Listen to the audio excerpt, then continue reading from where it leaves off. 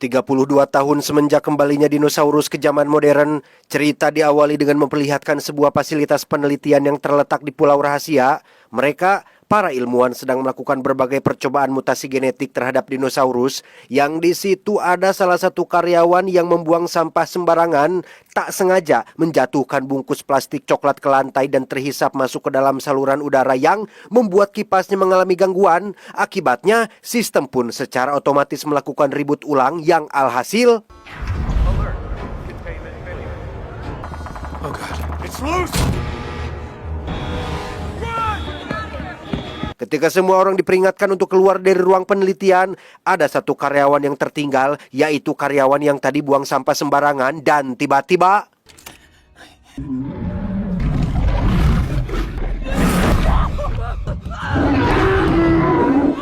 Mam, dan inilah Jurassic World Rabbit.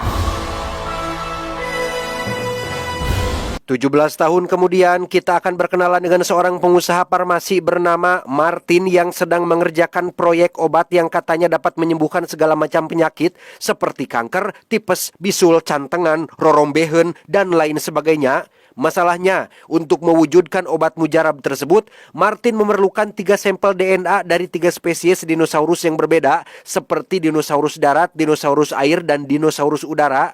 Untuk itu, Martin menyewa seorang agen khusus bernama Jora untuk menemaninya pergi ke pulau tropis yang merupakan bekas fasilitas penelitian rahasia demi untuk mendapatkan ketiga sampel tersebut. Good morning, Doctor. Tak hanya Jora, Martin juga mengajak spesialis ahli dalam bidang dinosaurus bernama Dr. Henry Loomis yang awalnya tidak tertarik untuk ikut dalam misi, tetapi setelah Martin mengiming-iminginya dengan pengalaman melihat habitat dinosaurus secara langsung, dokter akhirnya tertarik dan bersedia untuk bergabung. You ready? Yeah. Tiba di dermaga Suriname, Martin dan kawan-kawan langsung bertemu dengan kru kapal yang diketuai oleh seorang kapten bernama, kita panggil saja si kapten. Sesuai misi awal untuk pergi ke Pulau Rahasia, mereka pun langsung berangkat saat itu juga.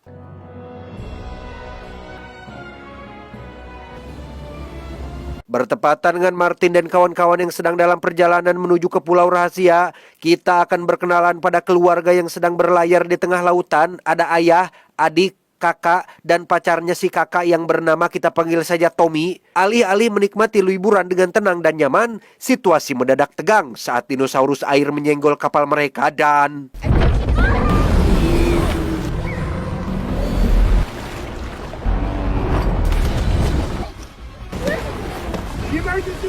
ya, kapal pun terbalik dengan si Tommy yang masih terjebak di dalam. Ia berhasil keluar sembari membawa radio sesuai perintah si ayah. Namun saat sedang berenang menuju ke atas kapal, Tommy harus berpacu dengan waktu ketika dinosaurus itu muncul untuk menyantapnya sehingga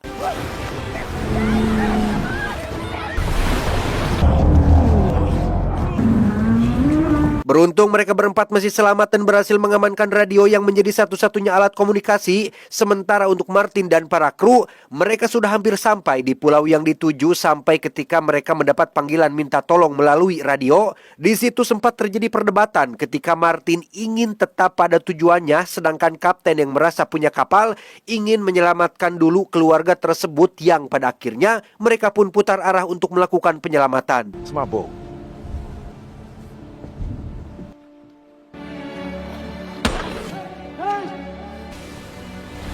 Setelah keluarga itu sudah berhasil diselamatkan, mereka berempat terutama si kakak pun kepo dengan apa yang sedang Martin dan para kru lakukan di laut ini. Ayah, kakak, adik, dan Tommy benar-benar tidak tahu diri ketika mereka minta diantarkan dulu ke pelabuhan terdekat tanpa menunjukkan rasa terima kasih atas bantuan yang diberikan. Software's ghosting. It's doubling the signal. So we already found it? Tak lama, kapten mendapat sinyal dari sesosok makhluk air yang sedang mendekati kapal mereka yang ternyata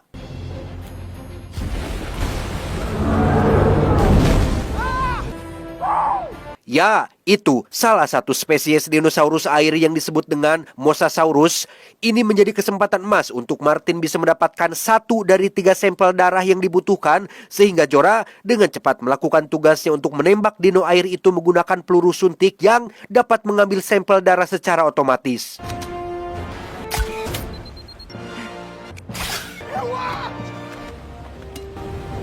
Setelah sampel darah Mosasaurus sudah berhasil didapatkan, mereka kembali dikejutkan dengan kemunculan beberapa spesies lain yang lebih agresif, yaitu Spinosaurus. Tak ingin perjalanan mereka terganggu, salah satu anak buah kapten pun langsung keluar dan menembaki mereka secara brutal, tetapi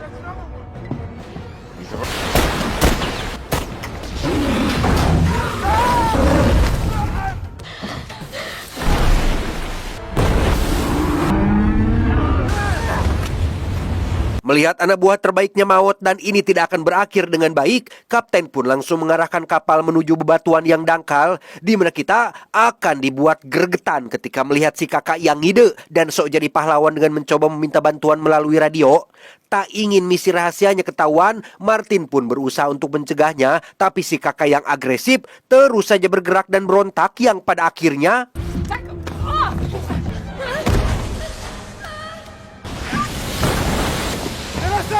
melihat si kakak jatuh, Tommy sang pacar pun langsung ikut nyemplung untuk menyelamatkannya, disusul oleh si ayah dan si adik yang juga ikutan lompat dari atas kapal. Hey, we need to stick together.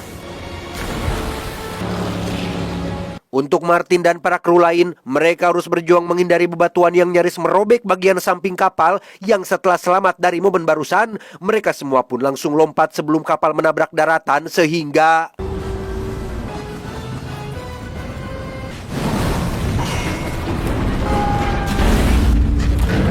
beruntung tak ada yang mati dalam momen barusan, termasuk si kapten dan teknisi yang masih ada di kapal. Tapi tidak dengan satu kru wanita yang sedang mengamankan barang-barang karena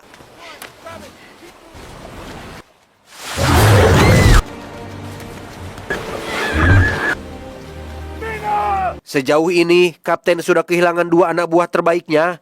Tak aman berada di pantai, mereka memutuskan untuk langsung masuk ke dalam hutan dan tetap melanjutkan misi sesuai rencana awal. Qu'est-ce qu'on fait maintenant? Just try not to die. Berjalan melewati rawa-rawa, mungkin ini adalah salah satu adegan paling tidak nyaman ketika mereka malah mengobrol lama ketika setengah tubuh masih berada di dalam air. Gimana kalau ada lintah, ular, anaconda, piranha, kepiting, takong, hermis, atau kodok dinosaurus? Martin nyaris saja celaka jika ia tidak bergerak dengan cepat. Di sisi lain dari pulau ini, kita akan melihat si ayah dan anak-anak yang ternyata masih hidup dan berhasil mencapai daratan. Dari pengakuan si kakak yang mengatakan jika Martin mencoba membunuhnya, ayah dan yang lain pun ikutan jadi benci terhadap sosok Martin yang pada kenyataannya, Martin sama sekali tidak berbuat apa-apa, hanya saja sedang melindungi misi rahasianya dari ulah si kakak yang sangat koplok dan beban sekali dan sok ngide. Namun memang, Martin sempat dengan sengaja membiarkan si kakak terjatuh tanpa berusaha menolongnya sedikit pun. Singkat cerita, malam pun poek.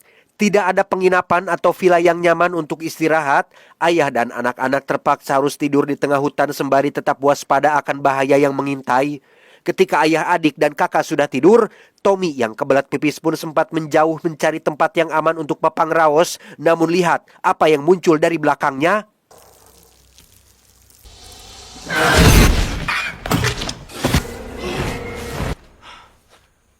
Keesokan paginya, kita akan kembali pada kru yang berhasil mencapai bagian tengah pulau. Bertempat di hamparan rumput hijau yang luas, mereka cukup beruntung bisa melihat secara langsung sosok dinosaurus pemakan tumbuhan yang berukuran sangat besar. Tak ingin menyia-nyiakan kesempatan, Zora kembali mengeluarkan senapan pengambil sampelnya dan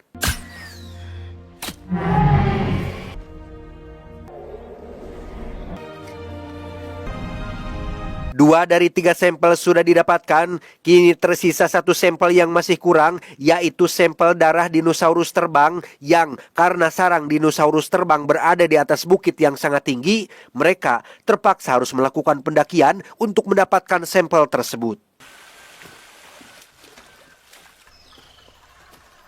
Bersamaan dengan Martin dan para kru yang sedang mendaki bukit, ayah dan anak-anak sendiri terlihat baru sampai di sebuah sungai yang di seberangnya ada semacam perahu. Si kakak memeriksa perahu tersebut untuk memastikannya, namun tebak apa yang ada di sana?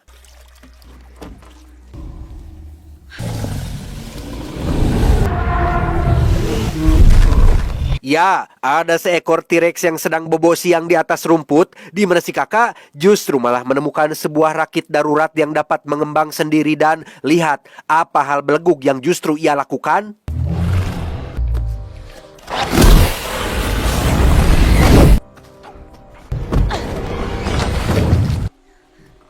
Ketegangan pun langsung terasa saat mereka harus mendayung sangat cepat menghindari T-Rex yang mengejar dari belakang dan yang terjadi selanjutnya adalah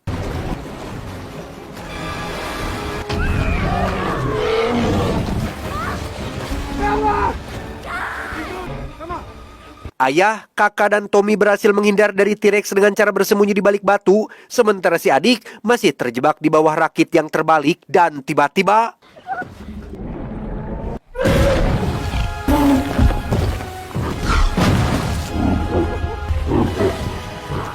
ya, si adik nyaris modar ketika T-Rex menggigit rakit tersebut. Ia dengan cepat berenang menuju ke ayahnya dan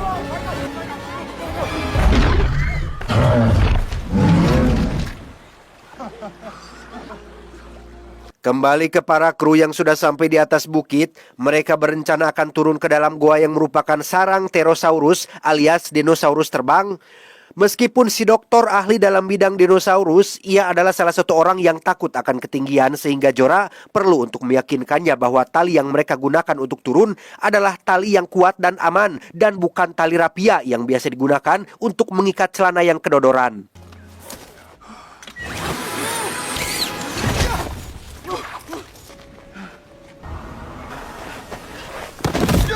Tiba di mulut gua, Zora, dokter, dan satu anak buah si kapten langsung mengambil sampel dari salah satu telur Pterosaurus yang ada di sana. Dan seperti yang Anda takutkan, muncullah induk Pterosaurus yang marah besar dengan keberadaan mereka di sana. Anak buah si kapten mencoba mengalihkan perhatiannya dengan cara memancingnya keluar, namun yang terjadi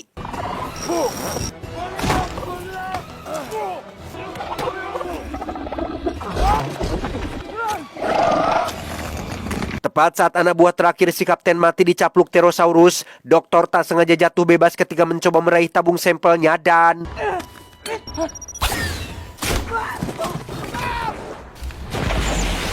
dokter berhasil selamat setelah mendarat di atas air dan ketiga sampel yang Martin butuhkan akhirnya berhasil dikumpulkan. Sementara untuk si ayah dan anak-anak bebannya, mereka mengikuti arus sungai hingga sampai di lokasi bekas penelitian yang juga merupakan titik tujuan akhir Martin dan kawan-kawannya.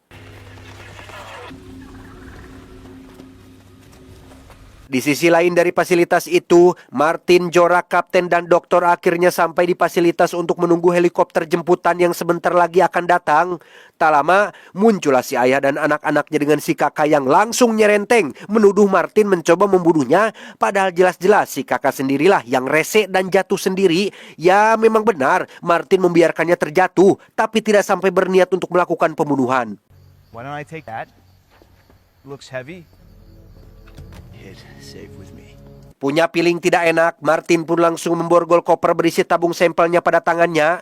Tak lama, generator pun menyala secara otomatis membuat lampu dan musik speaker menyala hingga memancing semua dinosaurus datang ke sana.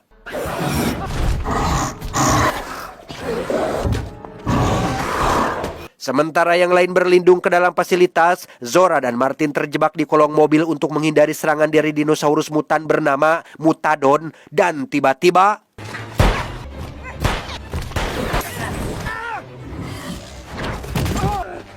selamat dari serangan barusan, Martin melihat kesempatan untuk kabur dengan cara menaiki sebuah mobil meninggalkan Zora sendirian. Sementara untuk si ayah dan keluarganya, mereka diikuti oleh satu ekor Mutadon yang merupakan dinosaurus mutan hasil campuran Raptor dan Pterosaurus. Si adik yang ketakutan pun bersembunyi di dalam lemari pendingin sampai akhirnya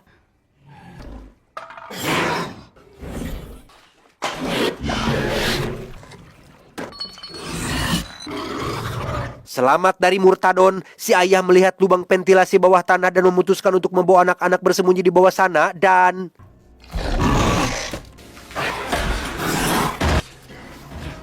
tak lama, kapten dan dokter yang berada di ruangan lain pun melihat helikopter jemputan yang sudah datang. Dokter buru-buru keluar untuk memberi sinyal pendaratan, tapi tebak, apa yang akan muncul sebentar lagi?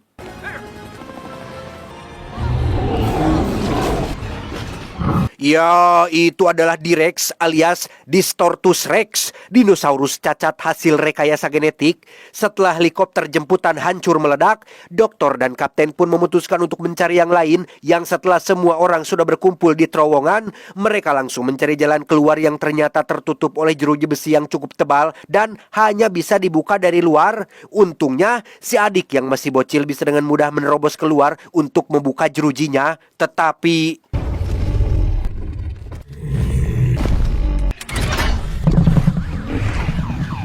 tepat saat T-Rex muncul, datanglah Martin yang masih berkeliling dengan mobilnya, sehingga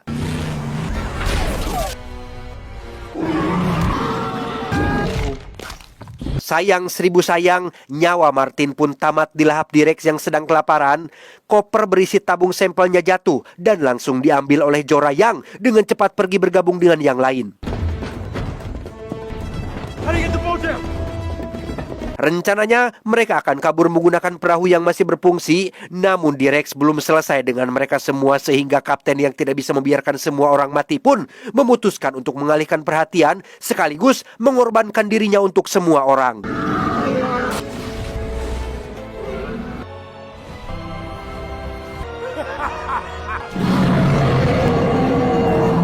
Saat sudah agak menjauh dari T-Rex, muncullah tembakan suar yang ternyata berasal dari si kapten. Entah bagaimana ia bisa lolos dari serangan barusan, tapi yang terpenting adalah mereka semua bisa pulang dengan selamat tanpa harus memikirkan bagaimana caranya mengalahkan si T-Rex tersebut.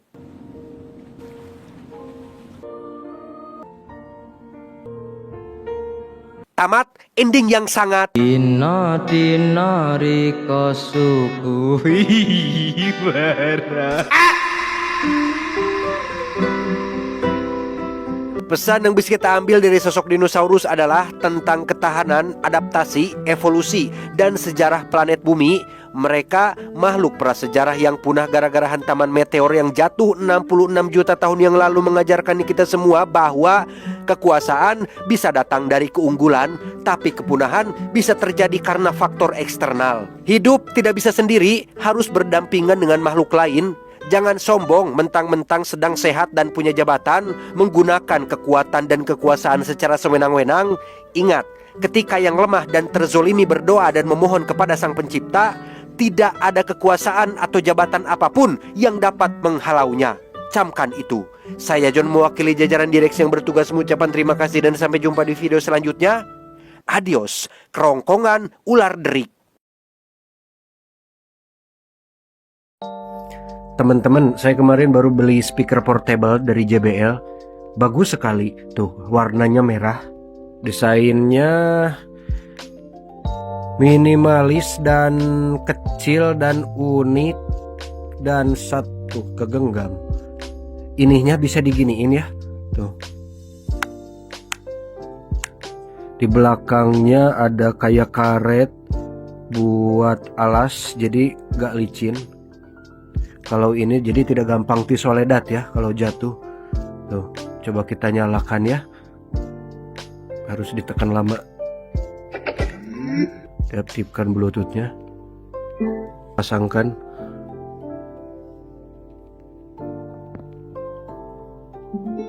Nah, langsung.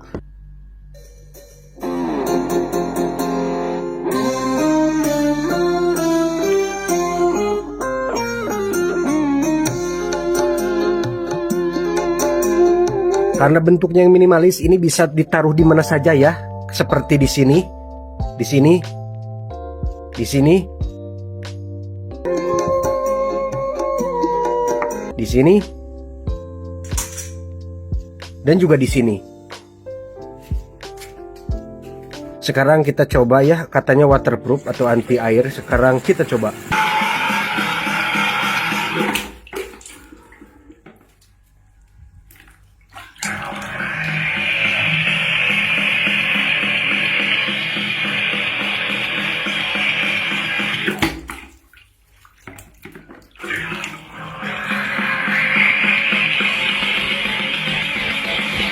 Buat teman-teman yang berminat, linknya ada di deskripsi ya. Harganya di bawah 500.000. Dan ini sangat worth it sekali ya. Mantap. Bodrek.